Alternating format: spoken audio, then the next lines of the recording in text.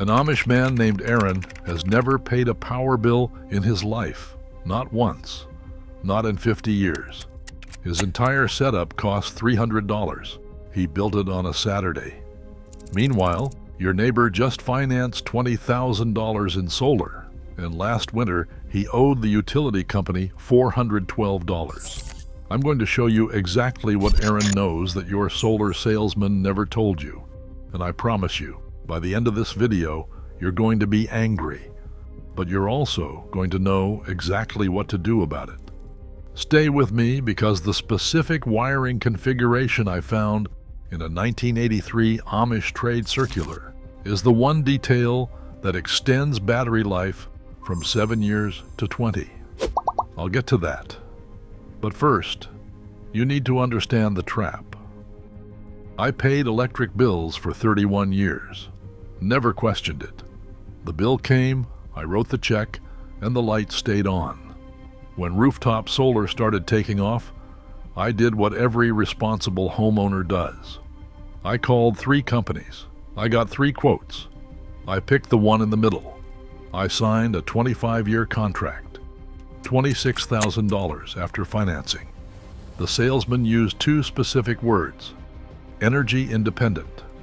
I remember because I wrote them down. 6 months later, I got a bill from the utility company for $412. I called the solar company. The technician explained that net metering works on a credit system, that in winter my panels produced less than I used, and that the credits I earned in summer were valued at wholesale rates, while the power I bought back was charged at retail. He said, and I am quoting him directly, "That was just how the math works." That was the moment I realized I had not become energy independent. I had become a small, unpaid power plant for the utility company. They were using my roof, my equipment, my financing, and my sunlight, and selling the electricity back to me at a markup. The $20,000 system was not my asset. It was their asset, parked on my house, that I was paying off for them. Now here is the part nobody talks about. This was not an accident, and it did not have to be this way. That same year, I started spending weekends in Holmes County, Ohio. I'd heard the Amish were doing something different with solar. I wanted to see it myself. The first time I walked into a workshop near Gordonville, Pennsylvania, I spent 15 minutes looking for the meter. There was no meter, just one panel leaning against the barn wall, one battery the size of a cooler. That was the whole system. Here is what the Amish figured out decades before the rest of us. The original concept of residential solar, the one that actually worked, was dead simple. Panel, wire, battery, appliance. No inverter losing 15% of your power. No grid tie equipment costing $8,000. No utility contract. No 25-year warranty that conveniently expires right when your panels start degrading. That was solar in 1980. That is still solar in Amish country today. So, what happened between then and now? In 1978, Congress passed something called the Public Utility Regulatory Policies Act. On paper, it encouraged renewable energy.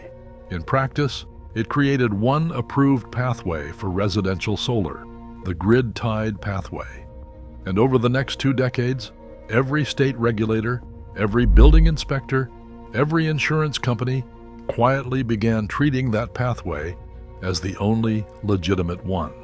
Standalone solar, the kind the Amish were using, didn't get banned. It didn't get made illegal. It just got removed from the conversation.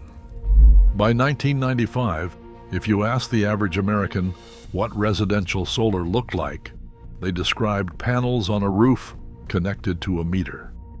Nobody mentioned a panel leaning against a barn charging a battery that ran a freezer. That version of solar had been erased without anyone passing a single law. The Amish never participated in any of it. They kept doing what worked.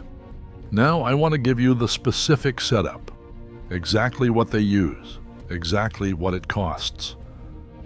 And the one configuration detail from that 1983 trade circular that nobody in the modern solar industry will ever tell you, because it makes the system too good and too cheap for anyone to profit from.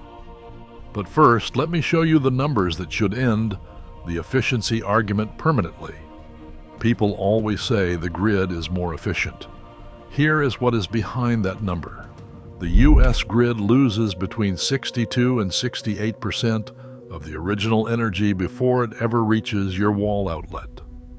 That number is published every month by the Energy Information Administration, page 4 of their monthly review. They have been printing it for 30 years, apparently hoping nobody would do the math. A 200-watt panel charging a battery that runs a freezer in your basement has a total efficiency loss across the whole chain of about 15%. One more number.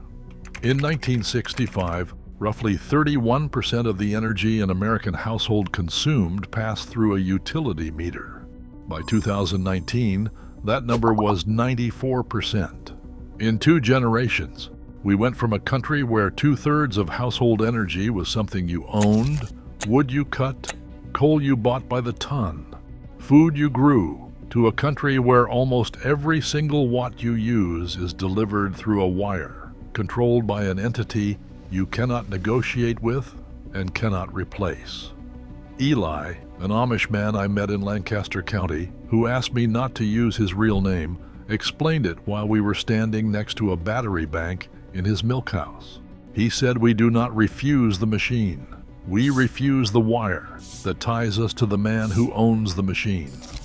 That sentence rearranged something in my head that has not gone back to the way it was. Here is exactly how you replicate what the Amish are doing this weekend. Without touching your roof, without a permit, without a contractor. A 100-watt panel, about $75. A 100 amp hour lithium iron phosphate battery, about $150. A 30 amp charge controller, about $25. A 400 watt pure sine wave inverter, about $40. Total, $290. Lean the panel against your south-facing wall. Run a wire through a window or vent.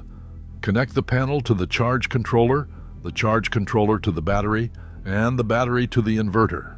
Plug in your chest freezer. That is the installation. One afternoon.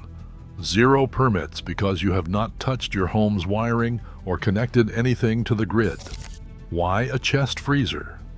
Because a standard chest freezer consumes 200 to 300 kilowatt hours a year, about $60 annually, and it is one of the most forgiving electrical loads in your house. It cycles on, cools down, and cycles off. A well-insulated chest freezer holds temperature for 30 to 40 hours without any power at all. And when the grid goes down and your neighbors are throwing out $200 of meat, yours is fine. That is your first real piece of energy independence, not the marketing version, the actual version. Now, the part I promised you at the beginning. The single detail buried in that 1983 trade circular takes this system from functional to genuinely superior to anything a contractor will sell you.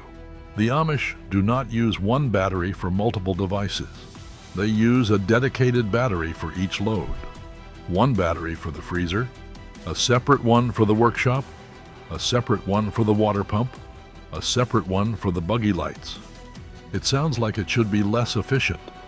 It is actually the opposite, and here is why.